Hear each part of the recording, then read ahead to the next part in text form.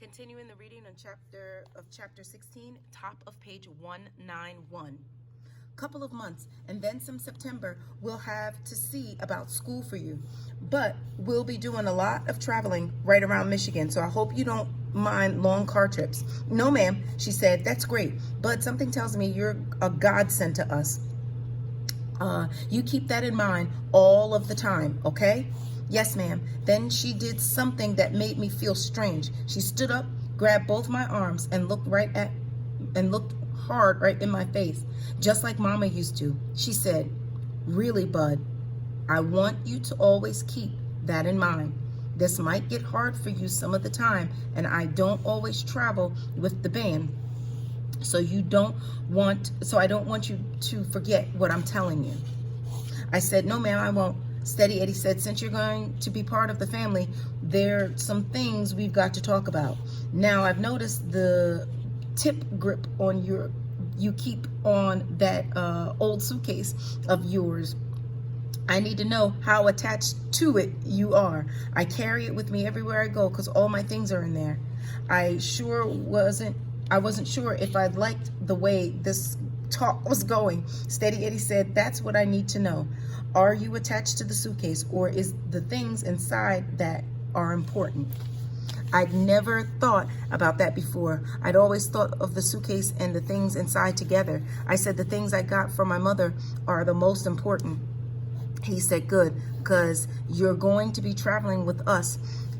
It just won't look too copacetic for you to be carrying that ratty old bag. He reached under the kitchen table and pulled out one of those funny looking suitcases that the band kept all their instruments in. This one looked like a baby one to his. He put it on the table and opened it and said, since you're going to be traveling with Herman E. Calloway and the Worthy Swarths, which is known far and wide as a very classy band, it's only fitting that you quit carrying around your things in that cardboard suitcase. This is my old alto saxophone case. I've been hanging it onto it for about 3 years now, and ever since the horn got stole right off the stage in Saginaw, but it doesn't look like I'm ever going to stick it back to get it back, so I figured you might as well keep your mama's things in it. Wow, thank you, Steady Eddie. I pulled my new case over to me. Inside of it, a great big dent where Steady Eddie's saxophone used to go, and there wasn't anything in it but a little raggedy pink towel. The case had some soft, smooth black stuff all over the inside of it. It covered everything, even the dent. There was a real old smell that came out of it too, like dried up slobber and something dead. It smelled great. The back kitchen door opened, and I thought Herman E. Calloway was coming back in to ruin everybody's fun, but it was the rest of the band. Everybody said hello, poured themselves some coffee, then sat down at the table. Doodlebug said, I see Herman C's got Ludin's carburetor torn down again. Anything wrong? Miss Thomas said, there's lots wrong, but not with the car. They all laughed, so I joined the laugh too. I patted my new case and said, this here's my case now. I'm gonna be going around with you. They smiled, and Dirty Deed said, so we here. Glad to have you on board, partner. Steady Eddie said, I was just about to tell him some of the things that Herman E. Calloway requires of anybody in this band. The thugs said, otherwise known as Herman Calloway's rules to guarantee you have no female companion, no alcohol, and no fun at all. Rule number 1, practice 2 hours a day. Mr. Jimmy said, that's a good one. Steady Eddie said, so I got you this, Bud. Steady Eddie had another present for me. This was a long, brown, skinny wooden flute. I was going to have to learn music.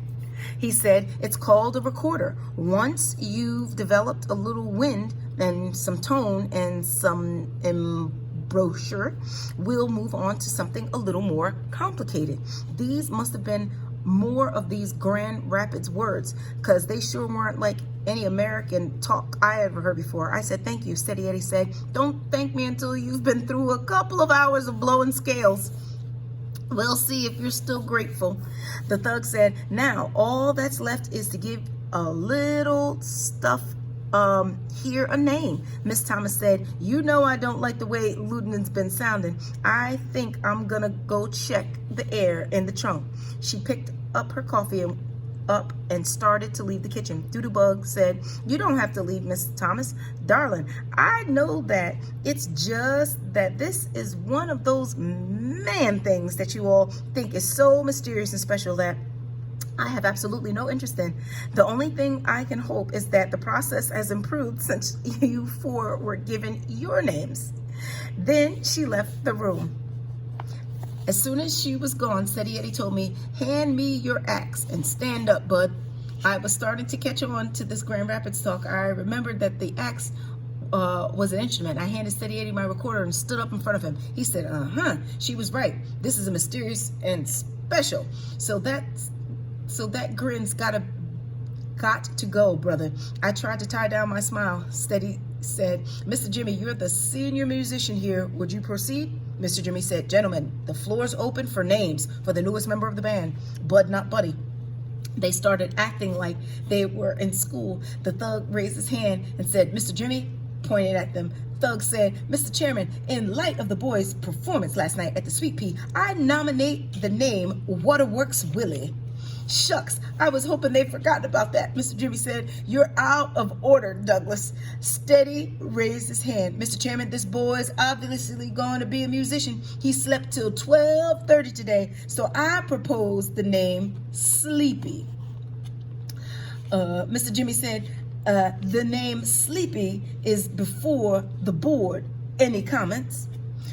Dirty Deeds said, too simple. I think we need something that lets folks know about him slim the boy is. Doodlebug said, how about Bone?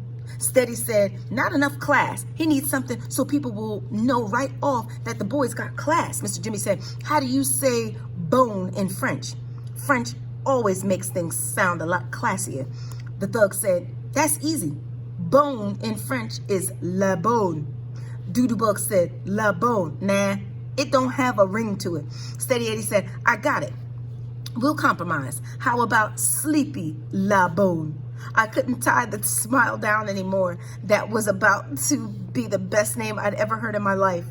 Mr. Jimmy said, let me try it out. Ladies and gentlemen, thank you very much for coming out to this cold November night. This night that will live in history. This night that for the first time on any stage anywhere, you have listened to the smooth saxophonical musings of that prodigy of Reed, Mr. Sleepy La Bonne. The whole crowd broke out clapping. The thug said, what can I say?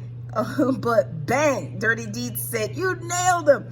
Doodlebug said, that is definitely smooth. Steady said, my man. Mr. Jimmy said, kneel down, young man. I got down on one knee. Mr. Jimmy tapped me on the head 3 times with my recorder and said, arise and welcome to the band, Mr. Sleepy La Bonne. I got off my knee and looked at my bandmates. Sleepy La Bonne, shucks. That was the kind of name that was enough to make you forget folks had ever called you Buddy or even Clarence.